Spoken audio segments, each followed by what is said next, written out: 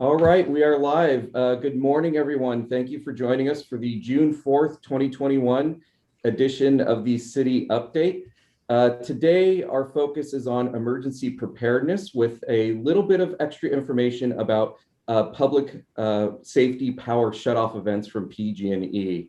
We've already had one red flag warning this year, so I hope today's information is very pertinent and useful to residents with the upcoming fire season that we, I guess, already appear to be in. Few housekeeping items. If you have any questions during the live update, please email info@sanramon.ca.gov and we'll try to get to those questions. If you do have any questions viewing this after the live broadcast, feel free to email that as well and we will get back to you.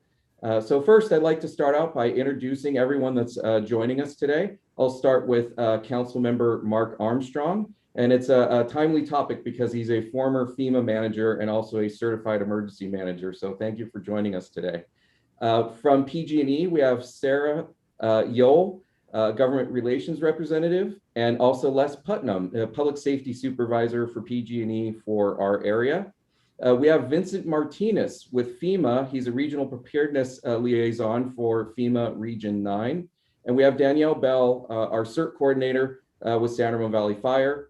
Also, Captain Denton Carlson with the San Ramon PD. He's taking some time out on a very, very busy day for him. It is National Donut Day. So we do appreciate you taking a good hour out of your time to participate. And also we have Simone Finney, our communications and engagement analyst. She'll be handling any live questions and also some follow-up questions at the end.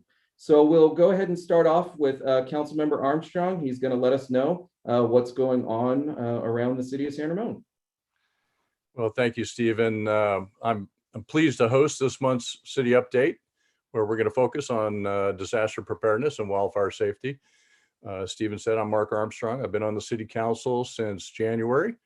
Retired from a career in the Army. And then in 2018, I also retired from a second career working in the field of emergency management with FEMA. So I think we have a great lineup of speakers today that you're going to find very informative. Just after I retired from FEMA, I was asked to speak at a mayor's breakfast similar to this City Update. And I had the privilege then to tag team with one of the other presenters today, Danielle Bell from San Ramon Valley Fire Protection District. And my wife had known Danielle for some time, and Danielle hosted a community emergency response team or Cert class that I attended many years ago. So she'll be talking about Cert this morning. And it's just another example of getting to know people in the emergency management business before a disaster strikes. So, and there's a saying amongst emergency management professionals that you don't want to be exchanging business cards for the first time in the middle of a disaster. And so you'll hear more about disaster preparedness here as we go on, more on that later. But for now, let me provide a few updates on some things going on in the city before we get to our panelists. So yesterday, there was the San Ramon Valley Fire Protection District and the City of San Ramon and the San Ramon Police Department hosted a groundbreaking ceremony at the new Joint Public Safety Complex over on Bollinger Canyon Road. They're going to be constructing a new Joint Emergency Operations Center and a state-of-the-art dispatch center to complement the ongoing renovations to some of the existing administrative offices over there. The fire department and our police department and the city enjoy a very close working relationship, and this new complex will go a long way towards ensuring a coordinated and timely response to daily incidents as well as larger emergencies when they arise.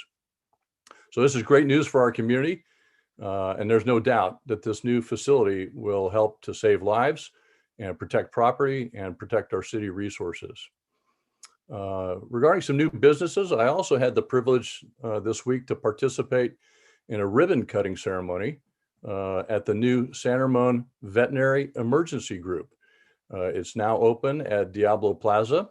It's next to where Chipotle is, and they're open 24/7, and they specialize in pet emergencies.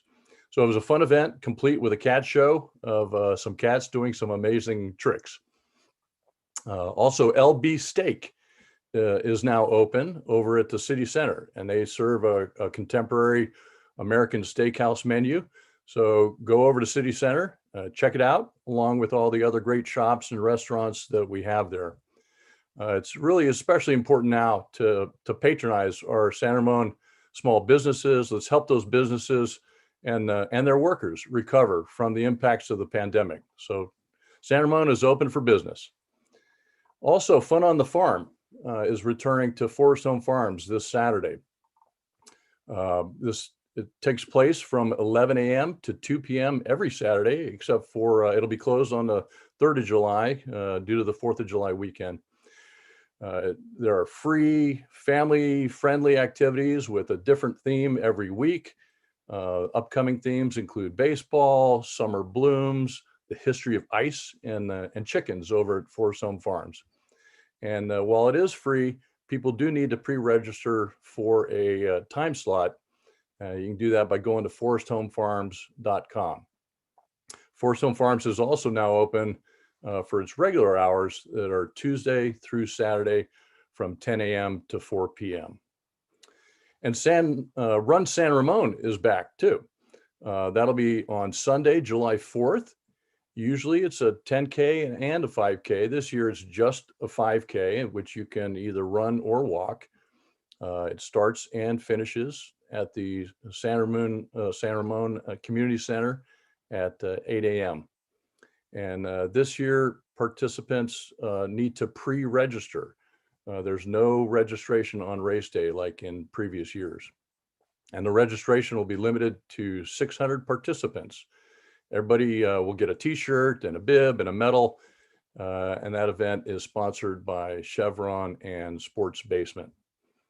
Also, recreation swim and swim lessons have returned to the San Ramon Olympic Pool. And go check out the exciting new play structure at the pool. Most of the popular features of the previous play structure are still there, but now there's also this huge bucket that's been added that periodically dumps water all over the structure, and children are going to wait in eager anticipation for that bell signaling that the bucket's about to spill over. So in addition, registration is ongoing for summer camps and recreation programs. There's a lot more summer activities and programs, and much of that was covered in the last city update that was on April 30th. So check out the YouTube of that update, or check out our Parks and Community Services page at our city website at sanramon.ca.gov. So now I'll turn it back over to Stephen to introduce our panel as we discuss disaster preparedness and wildfire safety. Stephen. Great. Thank you. Thank you very much, Councilmember Armstrong. A lot going on around town. It seems like every month we have a few new businesses. In particular, it's great to see that we have an emergency vet option now for San Ramon residents. So turning it over to PG&E, we have Sarah and Les. They'll be talking about PSPS events. A couple years ago, it kind of made the news with the first round of events due to, the conditions being, for lack of a better term, perfect for wildfire activities. And a lot has changed since then in terms of what we know about the events and how people are notified. So it's really great to have them here today to give us the latest on what's happening in terms of PSPS events. So I'll turn it over to Les and Sarah. Thank you for taking the time to meet with us today to discuss our community wildfire safety program. I'm Sarah with PG&E, and today we want to talk about what we're doing to reduce the threat of wildfire in San Ramon, Contra Costa, and system-wide, and the opportunities for us to work together to improve the public safety power shutoff program. I'm going to hand it over to my colleague Les. Take it away. Great. Good morning, everybody. Hope you can hear me, first of all. But we appreciate being here and taking this opportunity to give you updates on the work that we've been doing in Contra Costa County, in particular the San Ramon area. The first slide we have here is an overview of the customers we serve in Contra Costa County. So nearly 500,000 customers in the county total, of which 17,600 are in the high fire threat districts. And I'll explain the high fire threat district here in just a minute. We have over 2,000 miles of distribution lines in Contra Costa County, and about 450 of those are in, again, the higher fire threat area. Of our transmission lines, 907 total miles, and 430 of those in the high fire threat area. So you can see from the excuse me, from the map in the middle, that's the city of San Ramon. The high fire threat districts are those areas that CAL FIRE, Cal OES, the state of California, and the utility companies have deemed extreme threat areas for potential wildfires. And so these are tiered locations. The areas that are non-colored within the city are tier 1, meaning the lowest risk of wildfire events. The areas highlighted in yellow, you'll see that to the right side of the map, are the tier 2 areas. This is the area near the base of Mount Diablo, and this is the typical medium moderate risk of fire threat. The highlighted red areas, which you'll see on the west side, or the East Bay Hill Ridge area there, that's the extreme fire threat district, which is where we're most concerned for a threat of wildfires. Go ahead with the next slide. So we've been doing a lot of things to improve not only the safety of the electrical lines in Contra Costa County, as well as throughout our territory, but also to enhance the public safety power shutoff program and reduce the number of customers impacted, as well as reduce the fire risk within our territory. So a lot of the things, I'm just going to highlight these because I'm going to get into more detail on each one of these in just a minute. Some of the things that we've been doing, annual inspections and repair of our transmission and distribution systems.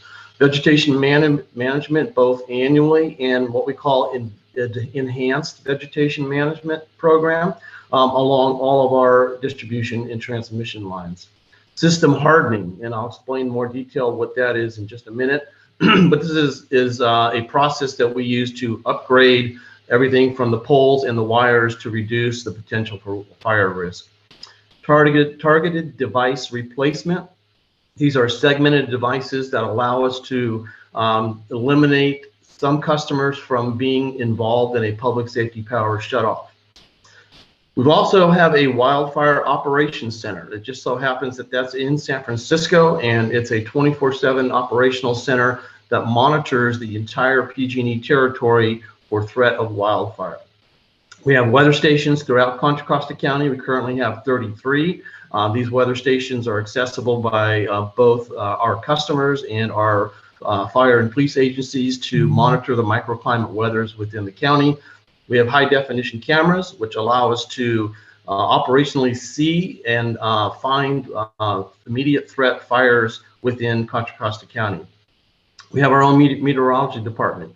They continually assess the weather on a daily basis. They give us reports and they assess whether or not we are imminent for a public safety power shutoff.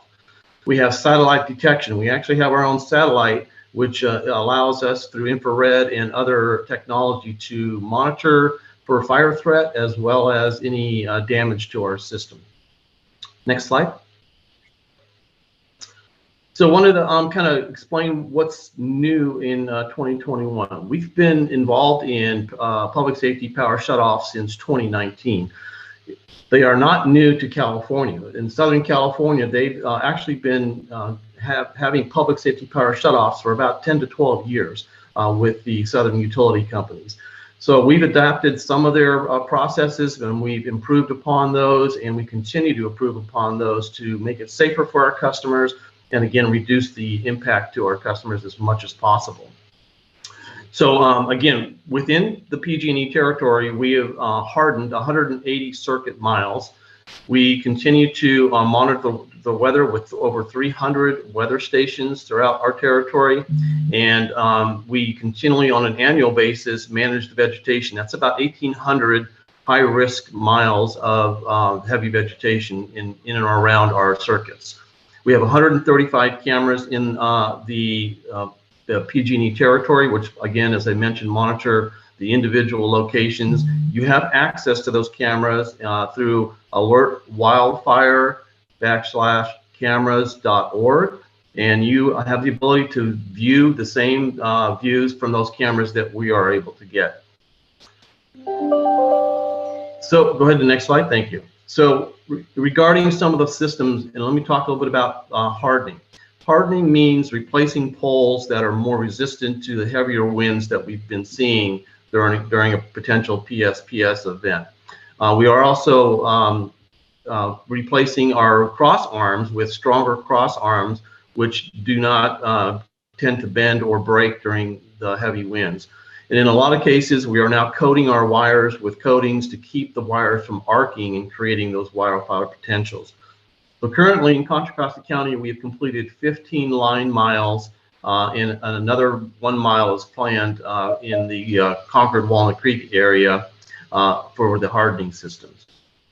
We currently have 39 sectionalizing devices in Contra Costa County. With that, a sectionalizing device allows us to take a part of a circuit out of the system and keep it energized, even though it may be in a tier 2 or tier 3 area, because it has a lower risk, and we've done the hardening and or the vegetation mitigation in that area to decrease the threat of wildfires. The enhanced vegetation, we've done over 86 miles, and this is on an annual basis. We do this every year and sometimes multiple times throughout the year. And this manages the vegetation in and around our distribution and our transmission system to diminish the flashy fuels and the ladder fuels that in and around the heavy timbers that we typically see in the open areas. In Contra Costa County, we have currently at least 10 outdoor and 2 indoor community resource centers that we can stand up in the event of a public safety power shutoff. We'll talk more about what a community resource center is and how that benefits the local communities involved in a public safety power shutoff. And again, I mentioned the weather stations and the high definition cameras. These are ongoing in the sense that we are always looking for more places to put weather stations and cameras. So if you have information or thoughts on that, we're happy to hear about that and try to establish additional locations. So what is a public safety power shutoff? Again, most of us have probably gone through it over the last couple of years. And if you haven't, though, I want to just kind of remind you that anytime we start to look at high wind conditions that could damage our power lines or create arcing within our system, what we basically are doing is shutting off those circuits in those high fire risk areas, the tier 2, tier 3, to prevent that arcing from creating a potential catastrophic wildfire. Next slide. So what conditions do we need to see before we actually start to look at the process of a PSPS event? So typically we're going to look at low humidity levels. We say 30% or lower, but the reality is when we start getting into the low teens in humidity, this becomes a very high risk to the area, and that creates a risk for a wildfire situation. When we have consistent winds at 20 miles per hour with gusts between 30 and 40 miles per hour, that's an indicator that we may have a PSPS event. Typically on a red flag day. So as you know, we have multiple red flag days throughout the summer. It doesn't mean just because it's a red flag day, you're going to have a PSPS. But if we have all of these conditions at the same time, it allows us to start looking at potential PSPS events. Dry conditions of our materials on the ground. What that basically means, as the temperatures go up, the humidity goes down, and the moisture content in our fuels, our grasses, our shrubs, and our trees drops dramatically. As we get deeper into the summer, those moisture levels become dramatically low, which increases the rapid rate of fire spread once we have ignition. And I think I'm going to turn this over here back to Sarah and allow her to complete the program. Thank you, Les. So how are we notifying our customers? We're always going to do our best to share what we know about the weather and our equipment as soon as we can, but we always have to keep in mind that weather conditions can be uncertain. So customers can expect to receive notifications 2 days before shutting off power when we are in public safety power shutoff, what we call watch mode. one day before turning off the power, where we're still in watch mode. Again, just before we de-energize power lines when we are in what we call the warning mode. And then once a day during the PSPS shutoff event, we will notify customers. We'll also notify folks once power has been restored. We will provide updates to our customers through automated calls, texts, and emails.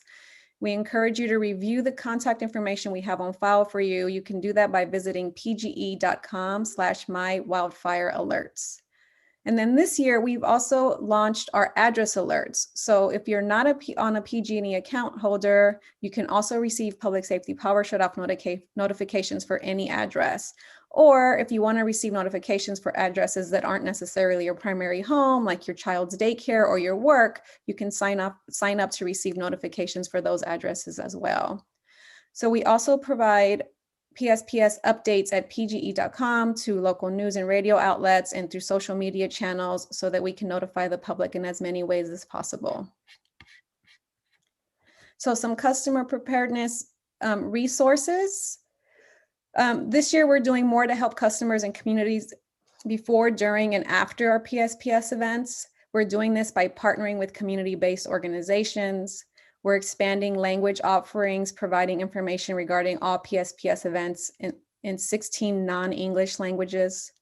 We're increasing our meal replacement options, collaborating with local food banks and Meals on Wheels to provide food replacement packages to cover every county likely to be impacted during a PSPS.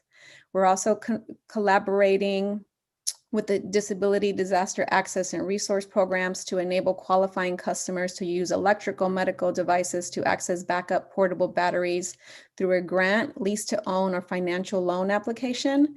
Additional assistance through this program includes access to transportation resources, hotel vouchers, and food stipends following a PSPS.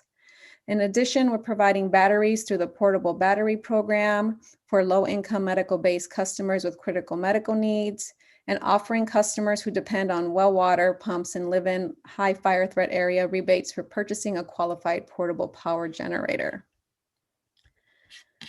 So as you can see, we're providing lots of ways to notify our customers and lots of services. For additional information, here's some resources you can call, you can email us, and you can visit pge.com/wildfiresafety. Les, did you have another? Yeah, actually, I'm going to share my screen if that's okay and bring up what we call a flyover of the San Ramon area. First of all, let me check. Can everybody see that screenshot? Nope. Nope. Uh-oh. You might need to reshare. Okay. Let me go back to that.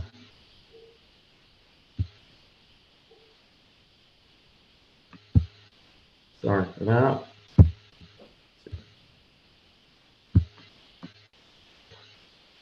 It's not allowing me to share, so I'm not sure if I have the.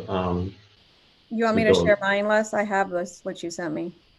Yeah, if you want to go ahead and put that up, that'll be fine. Thank you. Mm-hmm. So this is basically a screenshot of our circuits in the San Ramon area. And if you look at the center part of the screen, that's the downtown San Ramon area. What I wanted to show was an exploited view of where the high fire threat areas are in relationship to San Ramon. So again, on the right, left side of the screen, the red areas are tier 3 areas that would be in the foothills, and as we get into the more hilly terrain area where we have heavier vegetation. And on the right side of the screen is in the yellow areas are the tier 2 areas that border the Tasajara area at the base of Mount Diablo. The majority of the electric circuits, and you'll see the green lines throughout the area, the green indicates these are underground circuits. And why is that important? An underground circuit typically isn't going to create a fire hazard. And so you can see from this that the majority of the circuits in San Ramon are underground, which is great. There are a few that are above ground and that do intersect with both the tier 2 and tier 3. And again, this is the reason behind a PSPS event affecting those particular circuits and why if you live in those tier 2, tier 3 areas, may experience a public safety power shutoff. So I just wanted to kind of re-emphasize what that looks like and offer that up as additional information. Thank you.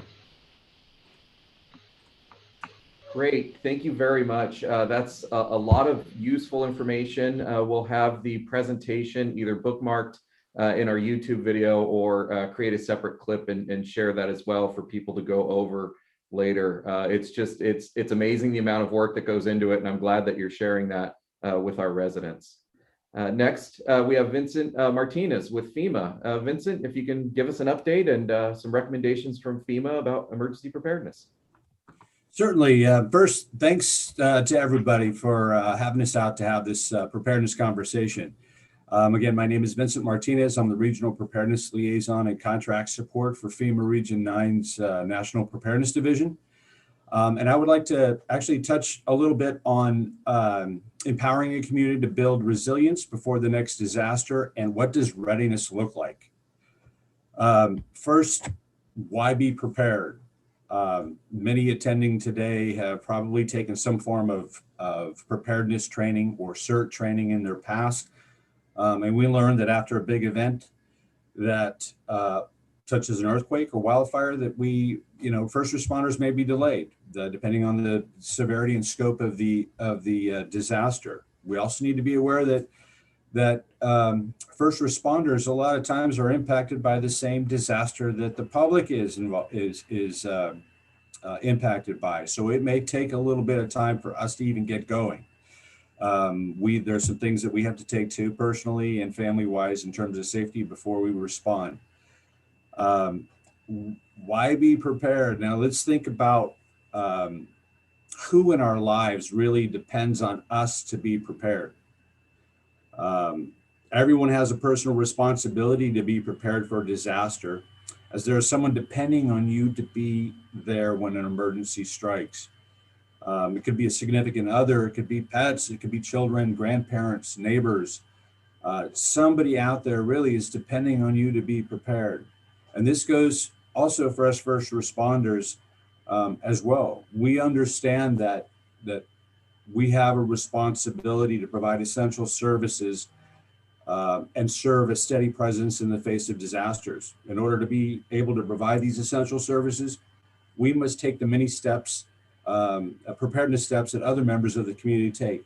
If we don't take those steps, we may be hindered in doing our jobs because we'll be focused on our personal or family safety. So it's really important for all of us to be prepared, and those are some of the reasons why.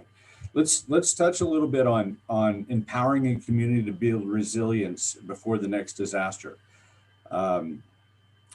Sometimes it's hard to kind of measure how we can prepare or empower a community to take these preparedness steps, right? But in FEMA actually believe that to achieve this, you have to have a community that's connected and works together, creating trust while increasing preparedness and building resilience. The community is aware of its hazards, risks, and vulnerabilities. The community identifies what capabilities across the disaster cycle it needs to strengthen. Community has taken mitigation steps to reduce the impacts of disasters. What's really important is individuals, organizations, and the whole community have taken some necessary preparedness steps. I think it's really important to note that community preparedness is a critical aspect of resilience. In order to successfully bounce back from a disaster, communities need to have the resources ready, plans in place to withstand the event and begin the recovery process. But it's also really important to note that being prepared is not enough. In order to recover well, the community needs to have the connections, the skills, the resources to draw upon following a disaster. As I mentioned, some of those bullet points, those are indicators of a resilient community. Readiness, what does it look like? I know that a lot of times we have a hard time trying to figure out and measure what it looks like until the disaster does strike. And then we see where the gaps are. We see how long it took for the community to recover. But there are some measurables that we believe that we can, indicators that we can measure to determine how ready our communities are. And some of these are number of individuals in a community trained in personal preparedness, number of individuals in a community trained in CPR first aid, the number of businesses or organizations that implemented a program to assess and improve their readiness, the number of businesses that designed their own emergency response and continuity of operations, the number of community-based and maintained disaster supply caches, the number of community trained and organized response volunteers. These are things that we can measure, right? We can find out what these numbers are. Another one is the number of Cert teams trained in your community. As I mentioned earlier, that knowing the risks and hazards and vulnerabilities is an important part in order to empower a community. Taking a Cert training in your community can help you do just that. It also helps put together items for a go kit. You'll need an emergency, whether you need to shelter in place or whether you need to evacuate. And for those of you who haven't put together those items yet for your go kit, you can go to bereadysrv.org and ready.gov to get a list of items to get you started. Let's for a minute talk about the go kit locations in your home. I know a lot of people, when I ask the question, where do you store your items, your go kits? I've heard everything from in the shed out back to the garage to the attic, to a closet on the other side of the house. What's really important is that you have access to it. And if you really think about where you spend most of your time, I know pre-COVID days, a lot of people spent most of their day at an office or at work or outside. So when you got home, really, you kind of spent most of your time either having dinner and watching a movie in the living room or spending time with family. And then you're going to go to bed for about 8 hours if you're lucky. But for me, it's storing it underneath my bed, right? Whether it be a house fire, whether it be an earthquake, I spend hours sleeping sometimes. But for the most part, it's underneath my bed. I have a good sturdy pair of boots and a flashlight on top. So if anything happens, whether it's a house fire, earthquake, a gas leak, and I have to evacuate, I have it right there where I spend most of my time at home. So it's really about where it's accessible to you at any particular time. We also talk about Be Prepared 360. It's having a kit at your home, but also being prepared while you're on your way to work or school or grocery store. If you're in your car and an earthquake does strike, you're going to need to have supplies there in your car. Also at work. So you're basically covered from your home, your car, your workplace, and back. That's Be Prepared 360. One other thing I want to touch on, I'm looking at time here briefly, which is often overlooked or not really talked about much. It's financial preparedness. Financial preparedness is really important. I'm going to give you a couple of statistics here, and then we'll talk a little bit about what also goes into your go bag. 6 out of 10 households in America experience at least one financial disaster a year. We have about a third of American families do not have savings. And almost half of Americans would struggle to come up with $400 to help cover an emergency. Americans at all income levels have experienced the challenges of rebuilding their lives after a disaster or other emergency. In those particular times, having access to personal financial, insurance, medical, and other records is crucial to starting the recovery process. A really big thing too is if you have to evacuate and you go to a shelter and you don't have that information with you, everything from prescription, your dosages of your prescriptions to your medical doctor's phone numbers, to medical insurance policy numbers, to homeowners insurance, it delays the process. And think about being in line in a shelter with everybody else in that same predicament. So it really speeds up your recovery process if you have that information with you, if you do have to evacuate. Being ready for a disaster is more than just storing water and supplies. You also need to be financially ready, as I mentioned, starting early and having adequate insurance, A plan to pay your bills and access to your important records and accounts, again, will help you and speed up the process for recovery. I just want to highlight real quickly, FEMA has what they call an emergency financial first aid kit. It's called EFAC, and it's free for download on FEMA website on ready.gov /financial preparedness. The EFAC is a flexible tool designed to help individuals and families at all income levels collect and secure the documents they would need to get back on the road following a disaster. These items, these documents do go in your Go kit. A lot of people ask, where do you store them? Do you store them on hard copies, or do you store them electronically? Always have a hard copy. It's important to have the hard copy. I store mine on a hard drive as well that's encrypted. So I have that in my pretty much wherever I go with me, but I also have hard copies that really help out if there's a power issue or I don't have computers available at a particular shelter. But I think I might be running a little bit over on time. With that, if there are any questions or you have any questions, please contact me. My email address, and I'll go ahead and post it in the. Do we have a chat box? No, we don't have chat, but we can Okay. we can make sure to get that out there. Okay, we'll also go to the ready.gov website. There's a ton of information in regard to preparedness, everything from businesses, private and public sector. And with that, I will turn it over to Councilmember Mark Armstrong. Sorry. Councilmember Armstrong, did you have anything to add to that? Well, no, nothing. Vince, thanks for that information. I think it's good info on, you give us a lot to think about community preparedness as a whole, community resilience, this preparedness 360 idea, and some tips and some tricks of the trade, if you will, to be ready. I think we'll probably hear some more of that from Danielle and Captain Carlson as well. But those things to think about when the power goes out, and are you going to have cash on hand if the ATMs aren't working and you need to get things? Do you have flashlights and batteries and that sort of thing? Maybe for your cell phone you want a charger, a solar charger or something like that. If I'm starting to steal anybody's thunder, let me know and I'll stop, because I think we all talk about these things. Having a radio, you can listen to AM radio to get to the emergency alerts. We talked about perishable or non-perishable foods and access to water. Where do you store those things?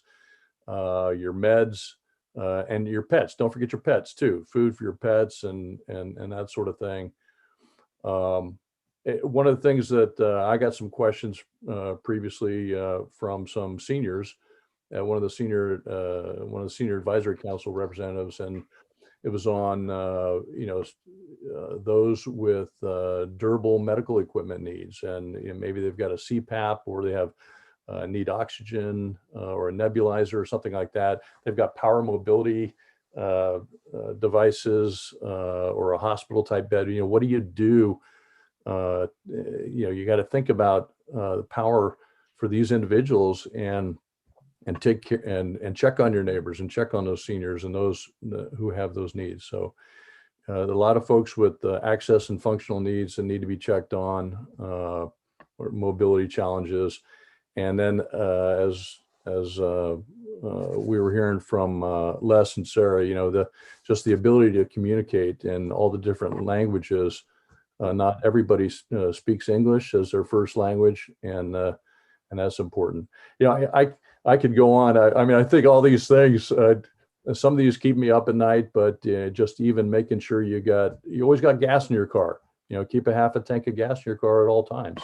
You don't know, if the gas pumps are going to be working or not, and or having supplies. And we talk about 72 hours of supplies. Often we push that to 1 week of supplies. I'd tell you, if you really want to be safe, have 2 weeks of supplies. As Vincent mentioned, first responders are survivors too, and often responders have to prioritize which areas are the most heavily hit, or which groups might be more impacted or need assistance more than other groups. So some are better resourced than others, and you may not be at the top of the list. Emergency management is all about prioritization and managing shortages, and not everybody gets something. At some point, somebody may have to wait for supplies or for responders to get to their area. So it's best that we can all do what we can to keep ourselves prepared. That helps the first responders, and that helps those who are most in need. So sorry to steal some of the thunder for some of you, but yeah, Vince, you were about to say something, weren't you? Oh, I just wanted one important that I didn't mention. One important point was children. Make sure that the children have a go kit as well, and have them pack their go kits. Guide them through it. Make it fun for them. It really can be, especially if you get neighborhood kids involved. Get them in the living room and have them build their kits. And have them pack their most important items. What's important to them is extremely important as well. Thank you. That's a lot of information from two experts in the field. I think we could do an entire episode on the details of preparing. I really appreciate you mentioning the financial resiliency, because I think a lot of people don't really consider that. And with the lockdown last year, it took a lot of us off guard. I think that with information like this, you can be a little bit more prepared and not just going out and panic buying toilet paper and feeling good. It's more than that. It's making sure you have all the supplies and the cash on hand. It's some really great information. And I think we have a potential future episode, specifically on, hey, here's the list of things and here's where you can store them. And again, not to keep going on and on about it, but Councilmember Armstrong mentioning durable medical equipment. Most people don't think about that. I'm relying on a CPAP for sleep, and that's what hit me in the first power shutoff events, is I didn't have a battery backup for that, and that takes a little bit of effort to get one and make sure that it works properly. So lots of great information. I'm sure we'll focus on that in either a future episode or figure out another way to get some additional details out. So with that, I'd like to turn it over to Danielle Bell. She'll go over certain other tips, and people can find out how they can volunteer and step up in the event of a disaster. Danielle. Awesome. Thank you. And thank you, Councilmember Armstrong. Kind of covered a breadth of stuff for us. So thank you for that. As you've heard, the local government prepares for everyday emergencies. And Vincent had brought up Cert, and that is the Community Emergency Response Team. Normal scopes and instances can overwhelm conventional emergency services. So in any given day, we have maybe 75 to 100 first responders, that's police and fire, in a valley of 150,000 people. And that's why the Cert program is so imperative that people sign up and take it. We also have a personal emergency preparedness class for people who don't want to take a 20-hour class, which I'll talk about next. But Cert's really a positive and realistic approach to emergency and disaster situations, where citizens can initially be on their own, and then their actions can make all the difference in helping their neighbors afterwards. One of the goals for Cert is to effectively and efficiently, without placing themselves into unnecessary danger, they learn to do very basic firefighting skills to put out a fire if something were to start in the trash, managing utilities, how to put out, how to turn off your meters so that you have the wherewithal to get prepared and know how to turn those off. Medical killers, opening airways, controlling bleeding, treating for shock. So basic medical aid. We do search and rescue to rescue victims safely, and to really organize themselves spontaneously. So for us in our Cert program, we activated a 5.0 so that they can organize and get out and be helpful right from the start of a major incident or disaster. We collect disaster intelligence, and it's basically a support to the first responders. So as Councilmember Armstrong mentioned, we have our Emergency Operations Center underway.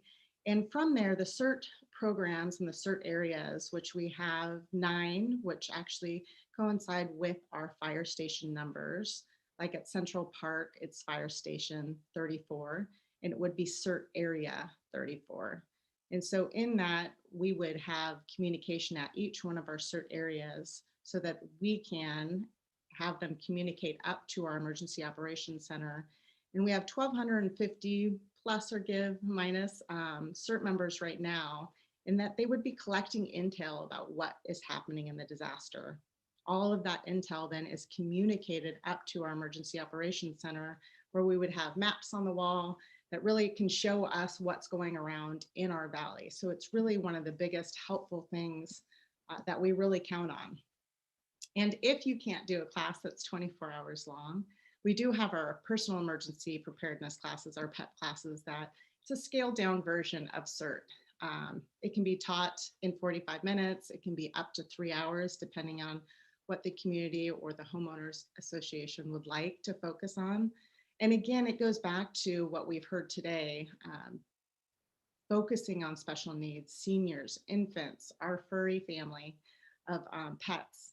And getting trained really eases anxiety. And that's what we want to do so that we can be in a thinking brain, so that we can be calm and have the resources and the tools to do that when something strikes.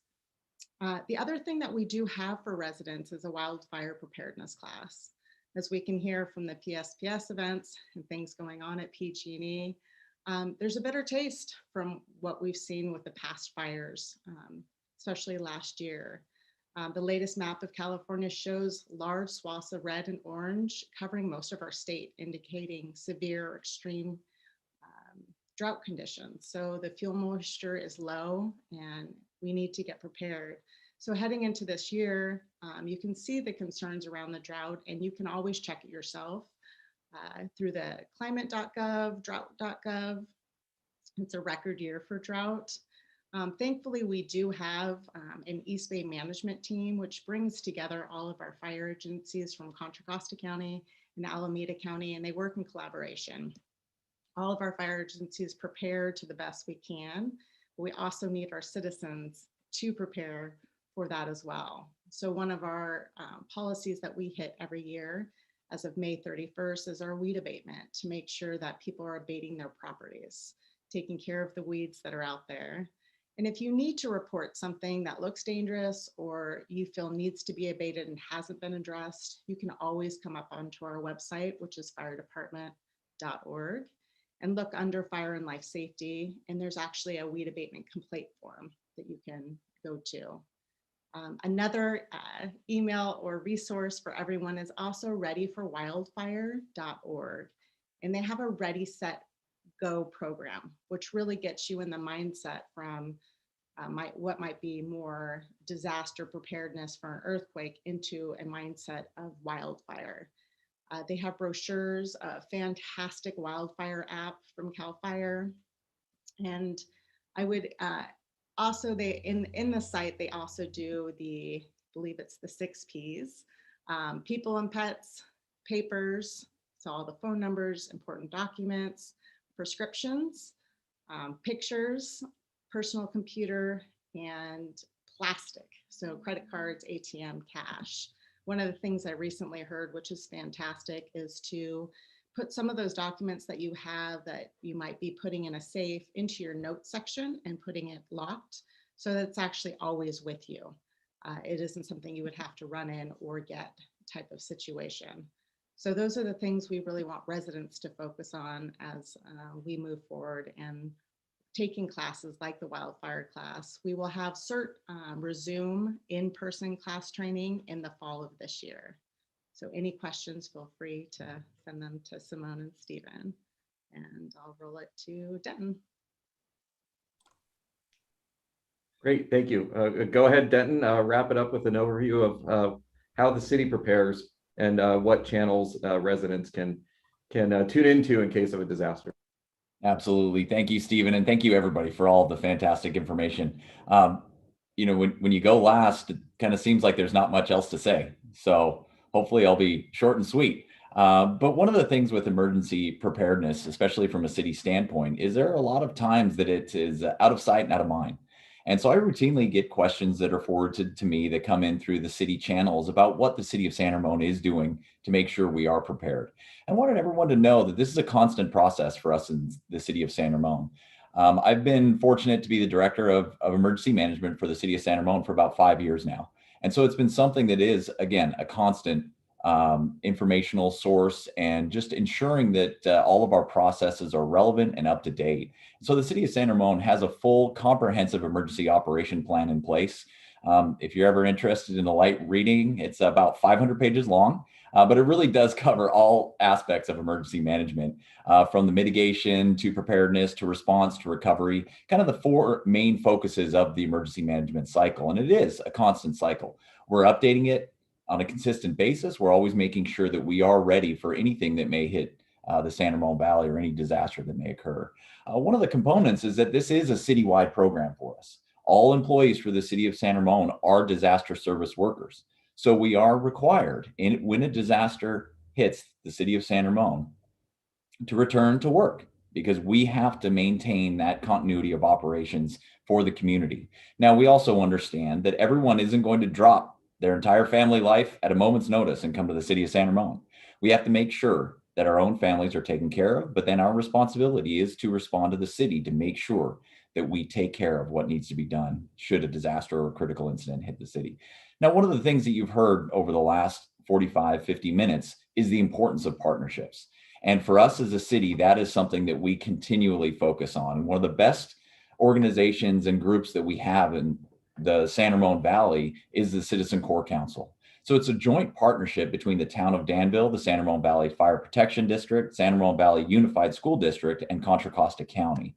And our focus is on emergency preparedness, because for us, if a disaster strikes, it's not going to impact just San Ramon. This will be a community-wide incident, and it will cross borders. The wildfire won't stop when it crosses the Danville border. It won't just say, okay, well, we're just going to keep it in San Ramon. If the earthquake hits, it's going to be the entire valley. And so it's important for us to continually develop those partnerships. And like Councilmember Armstrong mentioned earlier, the last time you want to be exchanging business cards is when you're in the Emergency Operations Center.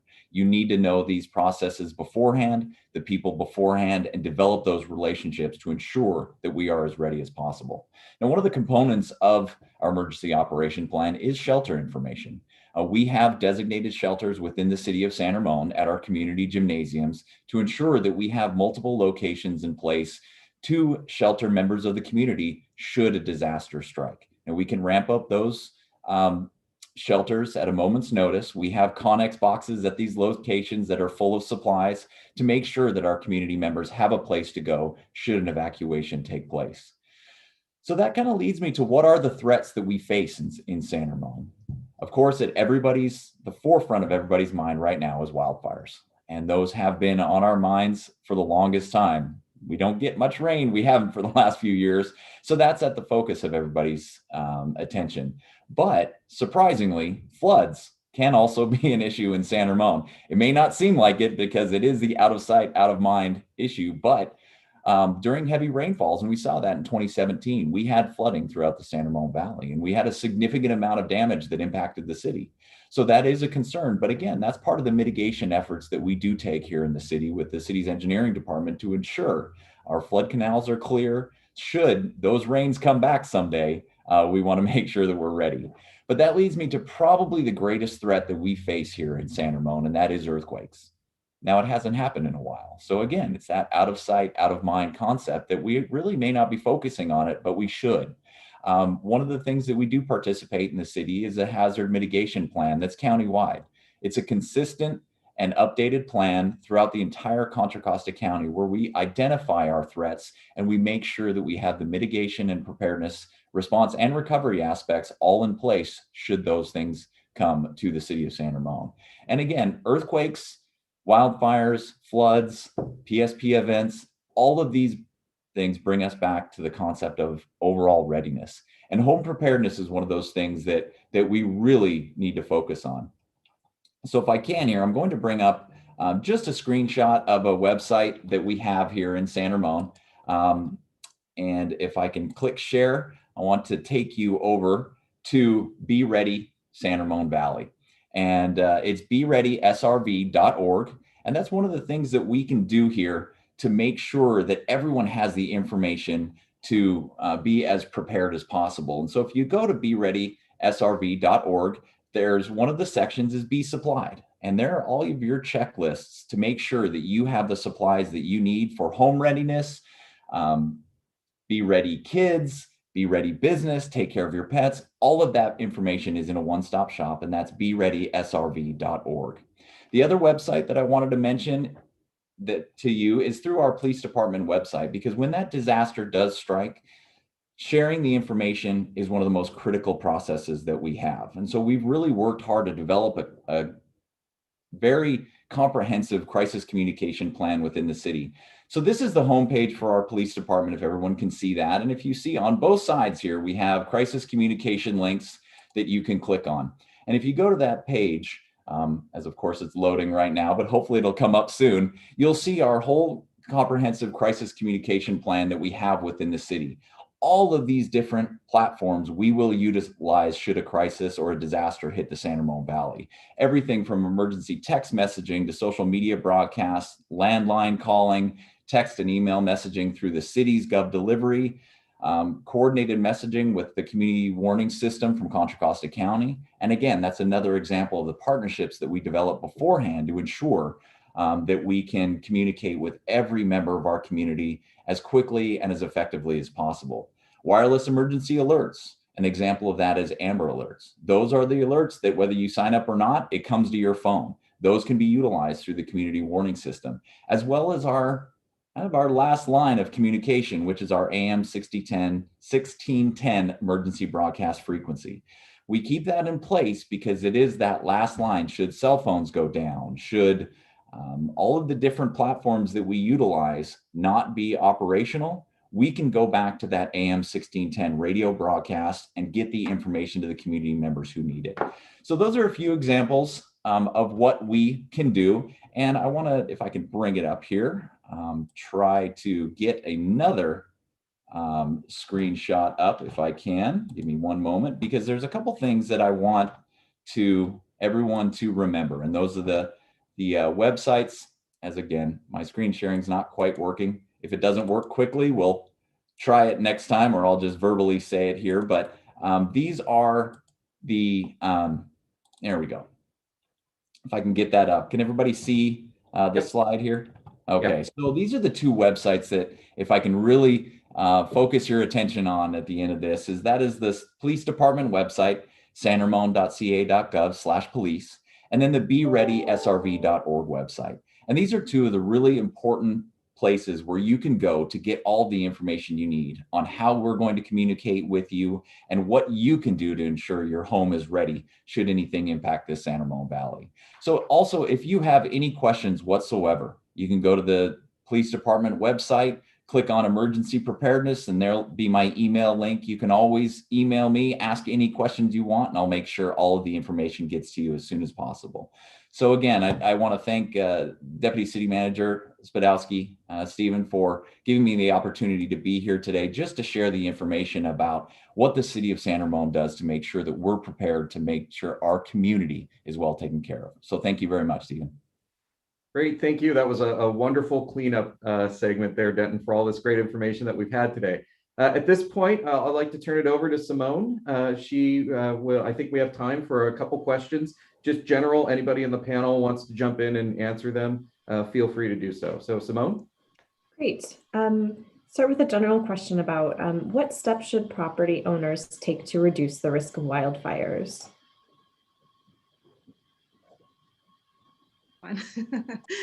So as said earlier, we definitely want to do the abatement. We do have a lot of high risk areas in the San Ramon Valley, and we want to make sure that we're taking the time to properly abate them. And cooler weather as well. We don't want people out there doing it in 90, 100-degree weather, because that actually can spark fires.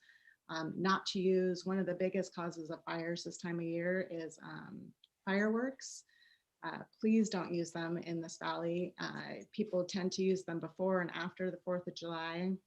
So with the weather being so dry, just to be extra cautious of everything that's going out, being really self-aware, taking the steps. And then knowing what to do when you're going to evacuate and having a plan. And I think we've done a really good job kind of setting up what we would love residents to do if that were to happen. Knowing the difference between an evacuation order, an evacuation mandate.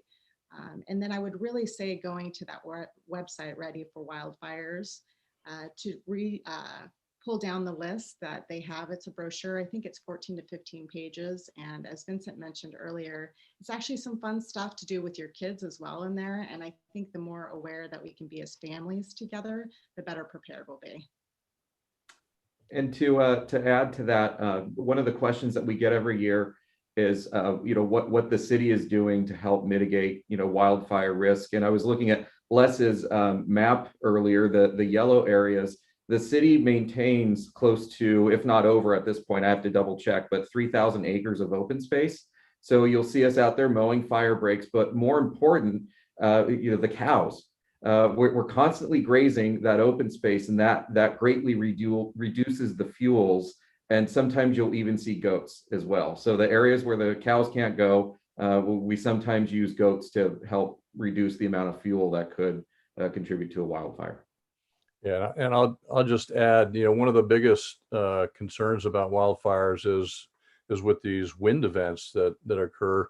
The embers can blow for a long distance, and so be thinking about clearing the grasses around your house if you're kind of living in that wildland urban interface area, in one of those higher threat areas in the city. Clear out dead brush and bushes that might be close to the house. Look at tree limbs that might be up against the house, or make sure there's nothing too close to your chimney and that sort of thing. But just take a second to think about, if embers were to blow into the area, what could catch fire around your home that you might want to address now before that big wind event occurs. That's the wrong time to get out there and start trying to take care of things. And I'd like to add two more things we'd love for you guys to do is also Nixle. The more people that can sign up for Nixle, the better. And that's literally typing in 888-777 into your text messages so that you can get any type of forewarning for any type of disaster or emergency in your area. And you can actually add any zip code that uses Nixle to be aware of what's going on if you have family too that you're wanting to be aware of. And the other one is our community warning system. They send notices to our residents and our businesses within Contra Costa County that are impacted by danger or an emergency or disaster. And you can go to cwsalerts.com. So I would also encourage that as well. And just to follow up on a couple things that were mentioned in that last section, could you clarify the difference between an evacuation order and evacuation mandate? And generally, how would residents know if there's a need to evacuate? So a evacuation warning is something that we are getting ready to preserve life and property. So take the warning seriously. And if you do have pets or you have people with access and functional needs, that is the warning to go.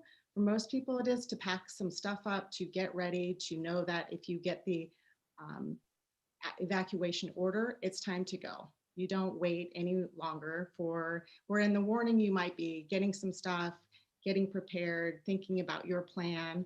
And an evacuation order is imminent danger and that you just need to go. So don't go running back into your house trying to get the stuff that we wanted all over the house. You grab your go bag that you're going to get ready after this talk, and that you just get out of the house and get to an area and queue into either you can sign up for Nixle right at the time that you're leaving if you didn't do it yet, and in alerts from the county that you'll be plugged into with the other information shared today.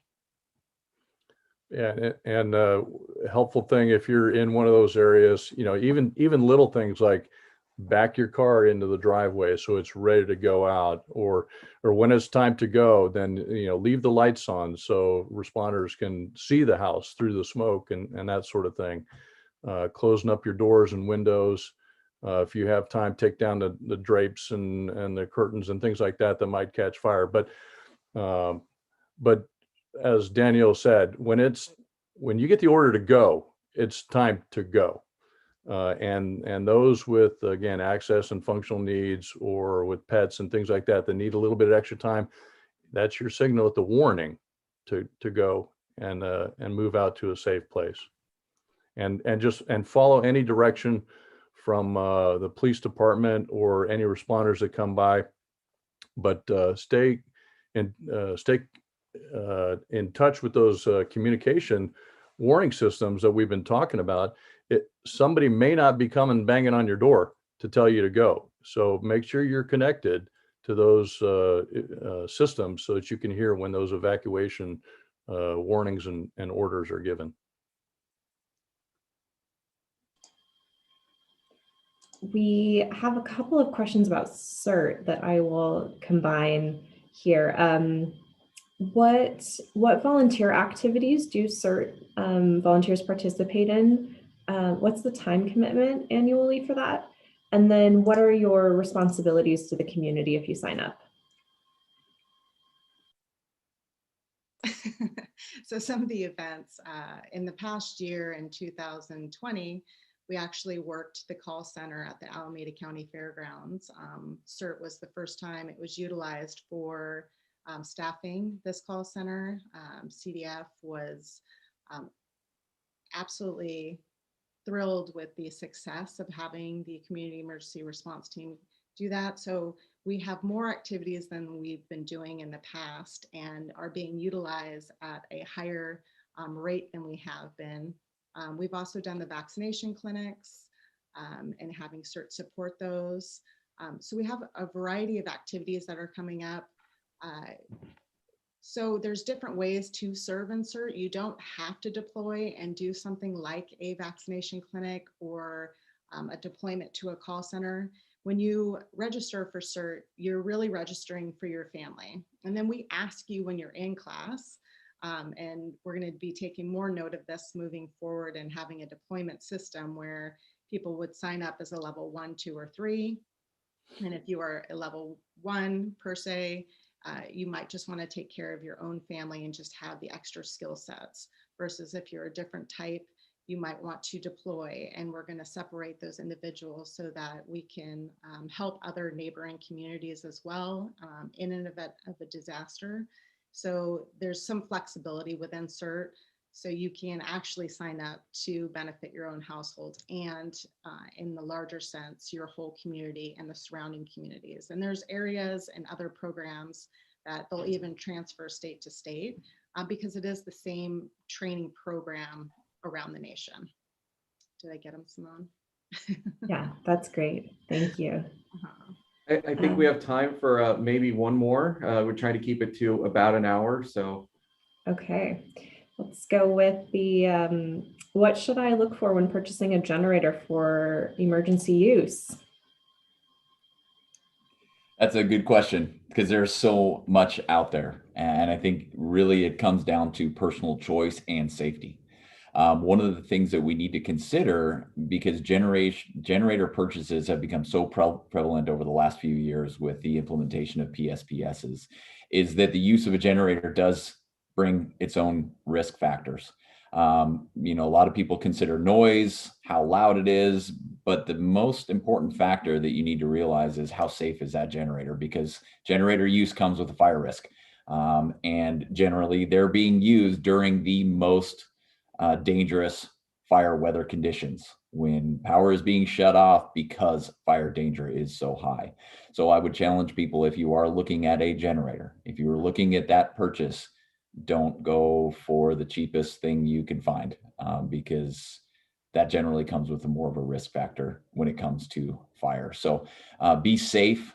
Make sure if you are operating a generator, once you purchase it, that it is being operated in a well ventilated area. Because some of them do produce a significant amount of exhaust fumes. So be safe with it, test it before you need it, and make sure that you're doing it in a very safe manner that does not bring along any additional risks that could be created by that generator usage. I see Les unmuted there. Did you have anything to add to that? Yeah, actually, I appreciate that. Great information, Captain. But in addition to that, PG&E on our pge.com/wildfire safety, we have a whole number of documents that talk about generator safety, the right generator for the right job. And then there's also a login area where you can apply for a rebate for a generator if you're on well water and or if you're in a high fire threat area. So there is some financial assistance available through PG&E for that as well. So again, spot on. The generators can be great in the right situation, but they can be also be deadly based on the carbon monoxide and the fire issues that you could have. Great, thank you. And yeah, I did a little bit of research when looking for a generator, and I also think it needs to be mentioned that you have to consider fuel types and how you're going to store fuel in the event of emergency, and also what are you going to use it for? Maybe it's just for powering and keeping your fridge cold and a few lights. You don't necessarily need to power your entire house. We're going to have to wait for power walls and solar cell technology to be a little bit better, so we can be completely reliant in case of a shutoff. So with that, Councilmember Armstrong, did you have something to add, or? Well, sure. I think we've kind of come to the end of our presentation today. I want to thank all our panelists for all this great information. We certainly don't know when the next big earthquake is coming, but we do live in earthquake country, so we need to be prepared at all times. We heard Captain Carlson talk about all the different threats that San Ramon can experience. We've seen wildfires occur at almost any time of the year now. So I hope today's information will help you understand how to stay informed about public safety power shutoffs or any disasters, and the things that you can do for your home and your family and pets and in your workplace. We've put out a lot of information on numbers to text your zip code to, or websites or email addresses and things like that. I think we can consolidate that and post that on our city website when this is over. And then please review back through this presentation if you want to get it right away. Let's not forget to check on our seniors and our other neighbors, and especially those with access and functional needs. And know that our city does have a plan. And we will engage the different departments. We'll engage mutual aid resources at all levels during disasters. So let's prepare now. Let's do what we can to stay safe. We'll enable our great responders to do what they need to do to help our community. Get your kits made up, have a plan, stay informed by signing up for those alerts. As we enter the summer months, and we're coming out of the pandemic, and with school out, we're all going to be spending more time outdoors. Let's enjoy our great trails and our parks. Be safe and smart out there while boating and swimming and all that you do while you're out and about. And slow down on the roads. Be courteous, be respectful. Know that there's bicyclists and pedestrians out there enjoying and sharing our city streets too. So I just wish you all a great, safe, and prepared summer.